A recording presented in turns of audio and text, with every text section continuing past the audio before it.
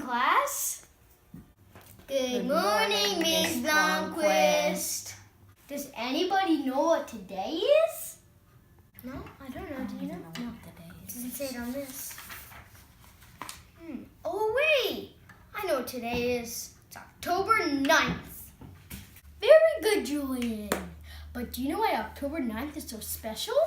Because it's Leif Eriksson Day. Hinga-dinga-durgan. What's a hinga-durgan? Why, yes, it is. So in honor of Leif Eriksson Day, today we will be learning about the famous explorer Leif Eriksson. Does anybody know anything about Leif Eriksson? I don't know. I know a bit about Leif Eriksson. Leif Eriksson was a Norwegian who was born in Iceland and grew up in Greenland. His father was a famous explorer, Eric the Red. He learned how to be an expert sailor from his father. I wish I could meet him. Hinga-dinga-durgan, I am Leif Eriksson, son of Eric the Red, the first European to discover America. No way, but I thought Christopher Columbus discovered America first. He did come to America, but I discovered it first, 500 years earlier. Wow, can you tell me about your journey and everything about you? Why, sure, my young friend. I need to get this story straight somehow. It's a long story, so get ready. Okay, I'm ready. I was born in Iceland around 960, but my family was from Norway. My dad was a strong, tough man who was an expert sailor. He learned sailing from his father. We were forced to leave Iceland because my dad killed a man after an argument. We couldn't go back to Norway because my family was banned from there too because of my grandfather who did the same thing my dad did long before. Wow, it looks like toughness runs in your family. Just remind me never to get in a fight with you. Yes, that's true. Stop interrupting. So my dad took his family and sailed west and found land. He named it Greenland to attract others to come. And it worked. People started moving in. Lives grew. Trees were cut down. Space was getting limited. So there I was, living in Greenland. It is a beautiful place, but it wasn't the easiest place to live. Climate is cold and farmland was scarce. It was difficult to grow crops. I was living with a father who wasn't the easiest person to get along with. Even though he was a tough man, he did teach me how to be an expert sailor and made me love to explore. I had a little experience sailing to places. I know like Iceland and Norway.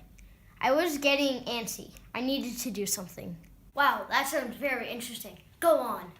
One day I heard stories from other sailors who saw some land west of Greenland when he was blown off course on one of his trading expeditions. It got me excited, and I wanted to sail out west to explore, just like my father did. I wanted to find out better farmland and more lumber for my family. Wow, that's so exciting! How did you get there? What did you travel in? My crew and I traveled in a vessel in the ocean. This is what my boat looks like. It's long and slender. It's made of iron and wood. It has oars to help navigate in shallow water.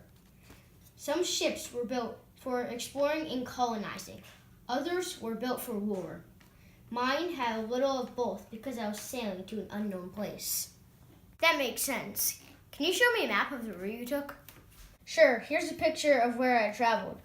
I wasn't exactly sure where I was going, and I did have some challenges on the way, like strong gale winds made rough seas. Sometimes weather did not cooperate, which made it difficult for me to see which direction I was going if it wasn't sunny. You sure traveled a long way, but what did you find when you got there?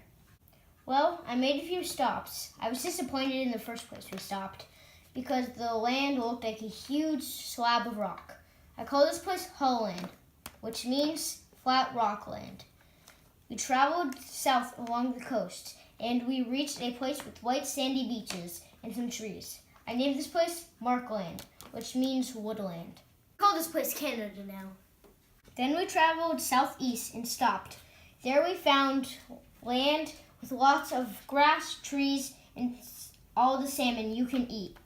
We set up shelter, split our groups, and explored the land. We were so excited because our groups found lots of grapes. So I named this place Vinland, which means wineland or pasture land. Now we call this place Newfoundland. How long did you stay? We decided to stay for the winter, so we built a permanent house to keep warm and safe. Did it look something like this? Yes, it looked a lot like that. Did you encounter problems from the local Indians that lived there? Yes, we did. We called them Skrellings. They attacked us all the time, but we created settlements before we left. Did anyone ever return to Vinland? Other explorers, including my brother and sister, came back to Vinland.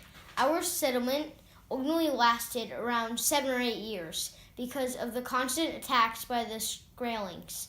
Many of my family and fellow explorers were killed. Oh, I'm so sorry to hear that. Thanks. And this is why I'm not as popular as Christopher Columbus, who came to America 500 years later. His settlements lasted.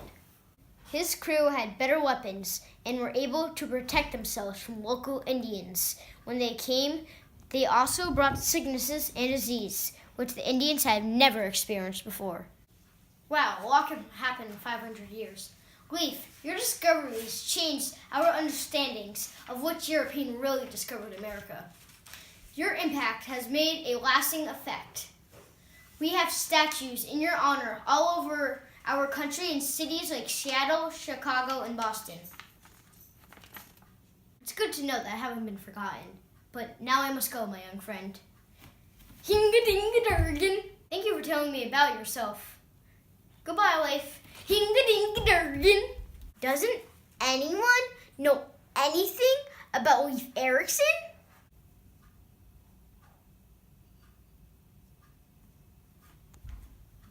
I do.